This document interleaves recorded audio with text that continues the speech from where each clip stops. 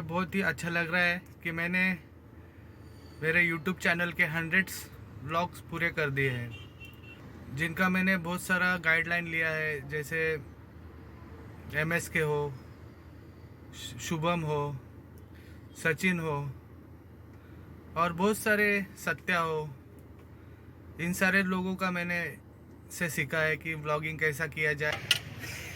चाहिए क्या तुझे? आएगा व्लॉग में? सबसे ज़्यादा भीड़ वाला एरिया है ये। सबसे ज़्यादा भीड़ यहाँ पे होती है। आज का दिन इतना खास नहीं चला गया। आज भी 2000।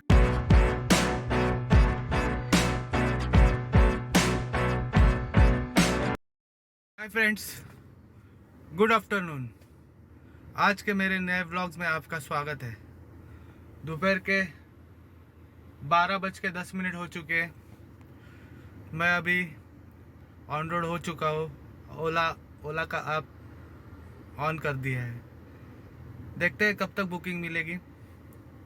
आज आपको बताने में मुझे बहुत ही अच्छा लग रहा है कि मैंने मेरे YouTube चैनल के 100 व्लॉग्स पूरे कर दिए हैं। मैं ये 100 व्लॉग्स बनाने में मुझे बहुत मेहनत लगी। जब स्टार्टिंग किया था मैंने व्लॉग बनाने में, तब मुझे पता नहीं था मैं क्या कर रहा हूँ, कैसे कर रहा हूँ, कुछ भी आइडिया नहीं था इसके बारे में। जो भी मैंने सीखा है YouTube चैनल से सीखा है। मेरे जो यूट्यूब के जो फ्रेंड्स हैं, जो मेरे व्लॉगर्स हैं, उनसे मैंने सीखा हुआ है, जिनका मैंने बहुत सारा गाइडलाइन लिया है। जैसे MS के हो, शुभम हो, सचिन हो और बहुत सारे सत्या हो, इन सारे लोगों का मैंने से सीखा है कि व्लॉगिंग कैसा किया जाए। और सबसे बड़ा मैंने जो सीखा है, जो अपलोड करना है, कैसे व्लॉग को, कौन सा ऐप डाउनलोड करके व्लॉग को अपलोड करना है, ये सब मैंने यूट्यूब से ही सीखा हुआ है।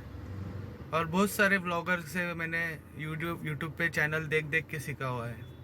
तो अभी इस स्टेज पे पहुंच चुका हूँ कि मुझे कॉन्फिडेंस आ गया है कि मैं अच्छी तरह से व्लॉग बना पाऊँगा। तो कल मैंने 100 व्लॉग मेरे पूरे कर दिए हैं और मेरे अच्छे खासे सब्सक्राइबर भी बढ़ चुके हैं, जो मैं देख रहा हूँ कि दिन ब दिन बढ़ते जा रहे हैं। तो ऐसे सपोर्ट रखना और मैं अच्छे वीडियो आपके लिए लेके आते रहूँगा। तो उन सब लोग का थैंक यू कहता हूँ जिनसे मैंने ये सब सीखा हुआ है। तो आजकल व्लॉग मैंने शुरू कर दिया है। मैंने ऑन रोड हो चुका हूँ। देखते हैं कब तक मुझे बुकिंग लगेगी। मैं 11 बजे घर से निकला था, पर मेरी वाइफ भी मेरे साथ थी, तो उनको मार्केट का थोड़ा काम था और धूप ज़्यादा बढ़ने के कारण मैंने उनको रास्ते पे, मतलब दुकान पे नहीं छोड़ा, उनको वापस घर पे छोड़ के वापस आया हूँ, क्योंकि धूप इतनी बढ़ गई कि उनको कंट्रोल नहीं हो पा रहा है उस सब चीज़ का। ठीक है, तो मिलता हूँ आपको अगले राउंड पे, अगले डेस्टिनेशन पे। तो अगर आपने अभी तक मेरा YouTube चैनल सब्सक्राइब नहीं किया तो प्लीज़ सब्सक्राइब कर लीजिए। मिलता हूँ आपको। अभी ये मैं दादर में हूँ, फायर गार्डन के यहाँ पे वेट कर रहा हूँ। कुछ कस्टमर बुकिंग लग जाएगी। 15 मिनट से यहाँ पे खड़ा हूँ, कोई बुकिंग नहीं आ रही है। तो अभी मैं सोचा है कि यहाँ पे खाना खा लेता हूँ। यहाँ पे अच्छा खाना भी मिलता है, मेंदू वड़ा भी अच्छा मिलता है यहाँ पे। तो कभी भी मैं फायर गार्डन के दादर की तरफ जब भी आता हूँ तो यहाँ पे रुक के यहाँ पे इडली या जो भी मेंदू वड़ा है वैसा खा लेता हूँ। बहुत ही अच्छा टेस्टी रहता है। तो कभी मैं ट्राई करता हूँ कि अगर दादर की तरफ कभी आ जाऊँगा तो फायर गार्डन पे आके थोड़ा यहाँ पे खाना खा के फिर ये खाना के साथ मेंदू वड़ा या फिर ऐसा कुछ ले लूँ, तो इससे अच्छा पेट भी भरता है और एनर्जी भी मेंटेन रहती है। एक प्लेट देना मेंदू वड़ा, चटनी अलग देना, मैं गाड़ी में खा लूँगा। हाँ, डोसा का 30 रुपये का चटनी दे दे क्या? हाँ चटनी बाकी मत देना। ब्लॉग नहीं कर रहे अंकल? चाहिए क्या तुझे? आएगा ब्लॉग में?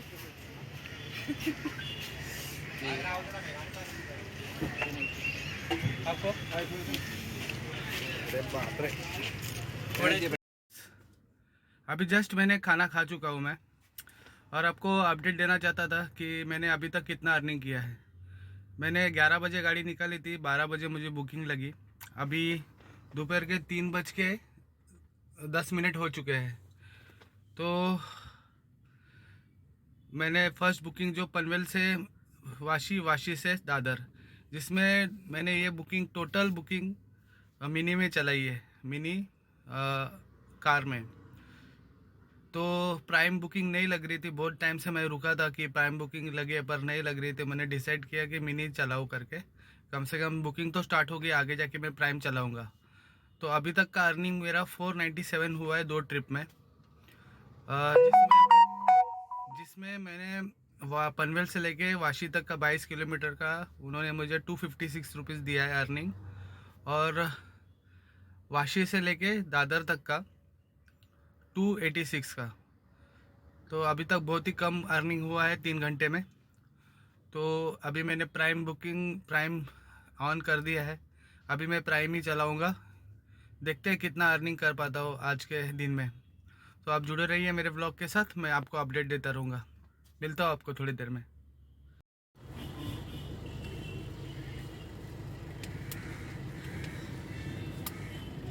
हाय फ्रेंड्स, जैसे मैंने ऐप ऑन किया वैसे मुझे एक बुकिंग लगी है, प्राइम की लगी है। डेस्टिनेशन ठीक से समझ में नहीं आया, मुझे लग रहा है ये बिल्कुल एक तो डोंबोली या बोडोली की या फिर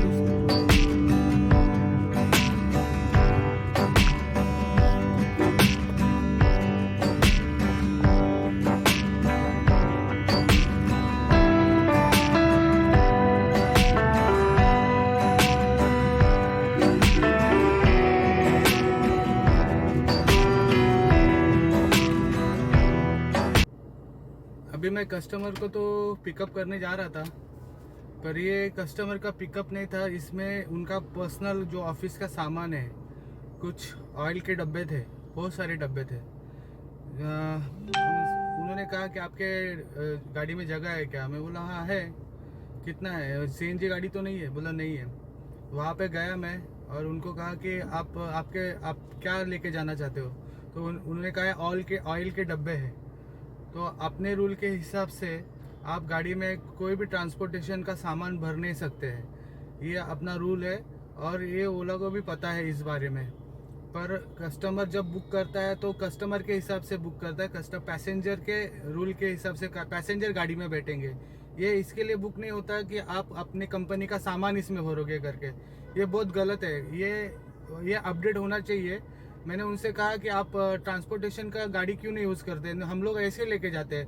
अरे बोला हम लोग को हमारे रूल में ऐसा नहीं है कि आप ट्रांसपोर्टेशन का सामान हमारे गाड़ी में बैठा के आप लेके जाएंगे। जब आपके गाड़ी में ओवरलोड सामान होता है तो गाड़ी जब पकड़ी जाती है तो बहुत बड़ा फाइन लगता है। आप सभी को बताता हूँ, ये बहुत बार मेरे फ्रेंड्स लोग के साथ हुआ है। ओवरलोडेड सामान जो अपने जो नॉर्मल पब्लिक का सामान छोड़ के, सूटकेस, बैग, ये छोड़ के जो भी सामान इसके अलावा जो भी सामान ओवरलोडेड होता है, जो अपने जीवन के काम के लिए है, उसके अलावा जो भी कपड़ा हो, दूसरा और कोई काम सामान हो, उसके अलावा कोई भी गाड़ी में सामान ओवरलोडेड सामान मिलता है तो आरटीओ पुलिस वाले उसको फाइन लगाते हैं। आपकी गाड़ी सील भी हो सकती है इसके लिए, क्योंकि आपको परमिशन नहीं है कि आप कोई भी ट्रांसपोर्टेशन सामान अपने गाड़ी में बिठा के लेके जा सके। तो ये ऐसा मैंने कैंसिल कर दिया बुकिंग, और उन्होंने कहा कि आप दूसरा बुक कीजिए, ट्रांसपोर्टेशन का टेम्पो बुक कीजिए, जिससे हम लोग को भी तकलीफ नहीं होगी और आपको भी तकलीफ नहीं होगी। तो मैंने बुकिंग कैंसिल कर दी, अभी वेट कर रहा हूँ अगले बुकिंग का। मिलता हूँ आपको जल्दी। दूसरी बार मेरे से अभी एक सेम सिचुएशन हुआ है। फिर से कस्टमर को पिकअप करने गया था।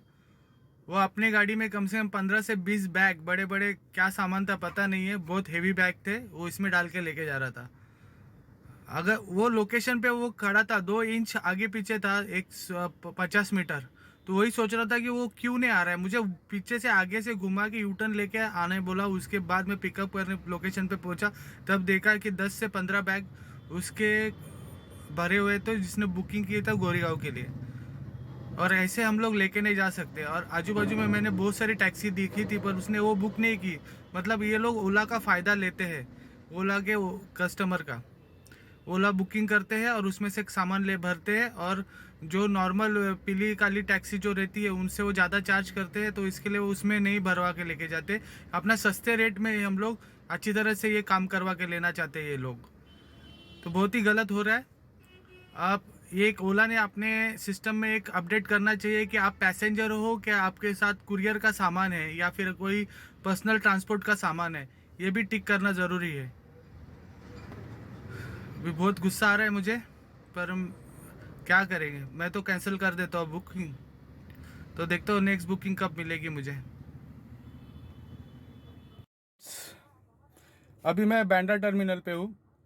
ये बुकिंग मुझे वडाला से लेके बांद्रा टर्मिनल का लगा, जो कि 11 किलोमीटर था, जिसका अर्निंग मुझे 259 रुपीज़ का दिया गया है। आधा घंटा लग गया यहाँ पे। बांद्रा कोर्ट के यहाँ पे बहुत सारा रश था, तो यहाँ पे आने के लिए उसी जगह पे ज़्यादा टाइमिंग लग गया। और एक जानकारी देना चाहता हूँ आपको, आप जब कस्टमर को बांद्रा टर्मिनल पे छोड़ने आएंगे तो बहुत सारे पुलिस, ट्रैफिक पुलिस वहाँ पे खड़ी है। अगर आपके गाड़ी पे कोई फ़ाइन है तो फ़ाइन वहाँ पे कटवा रहे, और आपका फ़ाइन मुँह पे भरने बोल रहे हैं। तो मेरी भी गाड़ी पे चेक किया था, पर मेरे गाड़ी पे कोई फ़ाइन नहीं था, तो उन्होंने छोड़ दिया। पर मैंने 2-3 गाड़ी देखी है ऐसी जिनको रुका के फ़ाइन भरने बोल दिया गया है। तो ट्रैफिक पुलिस ने ये भी बोला कि वेरी गुड, आपके ऊपर कोई फ़ाइन नहीं है। अब लेडीज़ कांस्टेबल थी, उन्होंने मेरी तारीफ़ की है। तो आप देख सकते हो क्या है क्या नहीं है। मैं ये रिकॉर्ड तो नहीं किया है मैंने ये बात, मैं आपको बता रहा हूँ। आपको झूठ लगती होगी, पर सही बात है ये। मिलता हूँ अगले डेस्टिनेशन पे।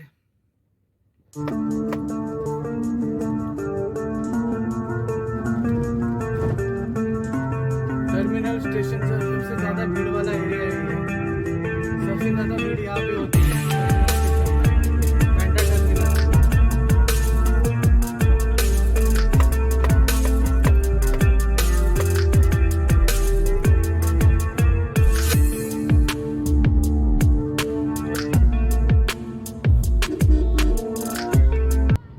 हाय फ्रेंड्स, अभी मैं पवई आईआईटी कैंपस में हूँ।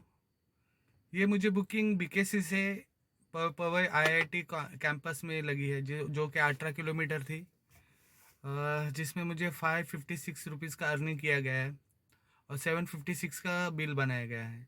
ये ओला मनी था, डायरेक्ट पेड हुआ है ओला से।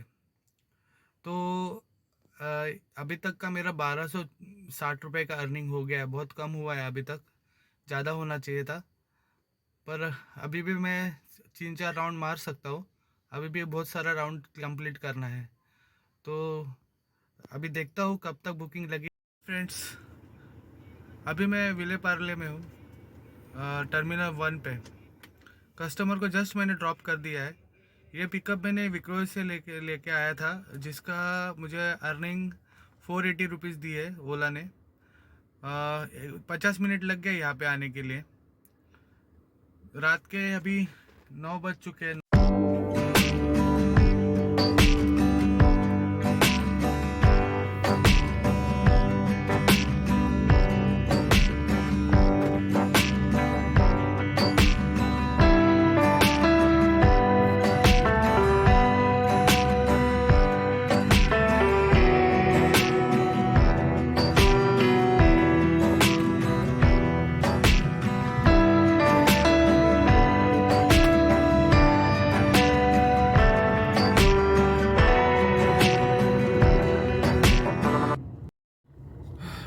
टर्मिनल पे ज़्यादा वेट नहीं करने देते, वहाँ से सीधा बाहर निकलना पड़ता है। बाहर जाके फिर आपको बुकिंग मिल सकती है। तो अभी थोड़ा देर मैं बाहर खड़ा रहता हूँ, फ्रेश होता हूँ और फिर से ऑनलाइन होता हूँ। तो आज मैं ज़्यादा से ज़्यादा अर्निंग करना चाहता हूँ कि जो भी मेरा कल के काम है वो पूरे हो सके, और वो इस पैसे से मैं वो पूरा कर सकूँ।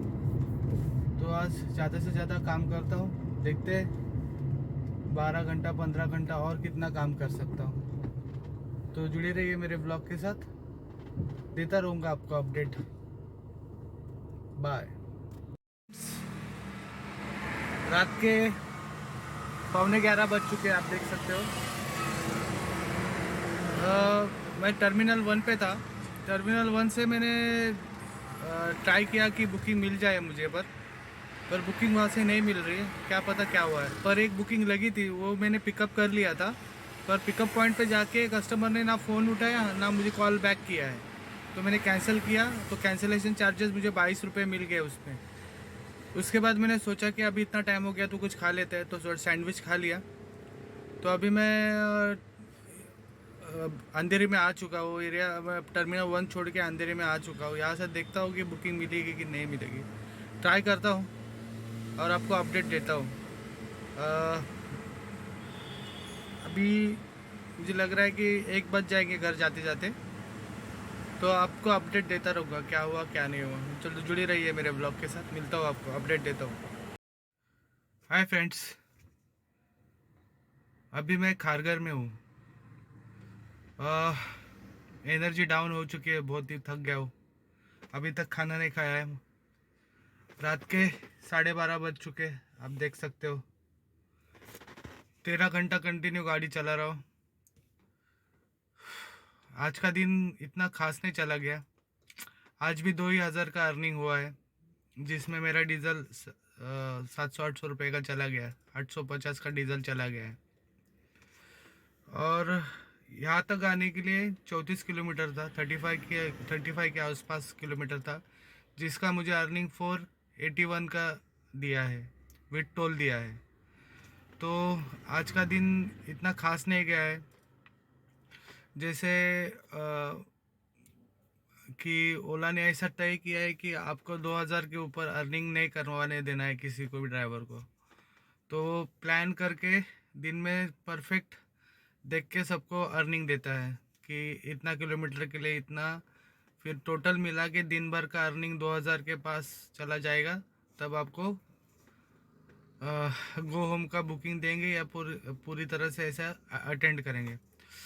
तो अभी बहुत ज़्यादा थक गया हूँ, अभी बोलने की भी ताकत नहीं बची है मेरे पास। कभी बिजनेस अच्छा गर्म होता है, कभी ठंडा होता है बिजनेस, मतलब कभी अच्छा होता है कभी ख़राब होता है। ठीक है, हर दिन एक जैसा नहीं होता है। अभी मैं घर पे चला जाऊंगा, घर पे जाते जाते 1 बज जाएगा। तो आपको मिलता हूँ अगले ब्लॉग में। मेरे ऐसे ही सपोर्ट बनाए रखे। सुबह मैंने बताया मेरा 100 मैंने वीडियो कंप्लीट कर दिया है। ये मेरा आई थिंक 102 या 103 वीडियो रहेगा आज का। तो आपको मिलता हूँ अगले ब्लॉग में। अगर आपने मेरा यूट्यूब चैनल सब्सक्राइब नहीं किया रहेगा तो उसको सब्सक्राइब कीजिए, लाइक कीजिए, शेयर कीजिए, कमेंट कीजिए।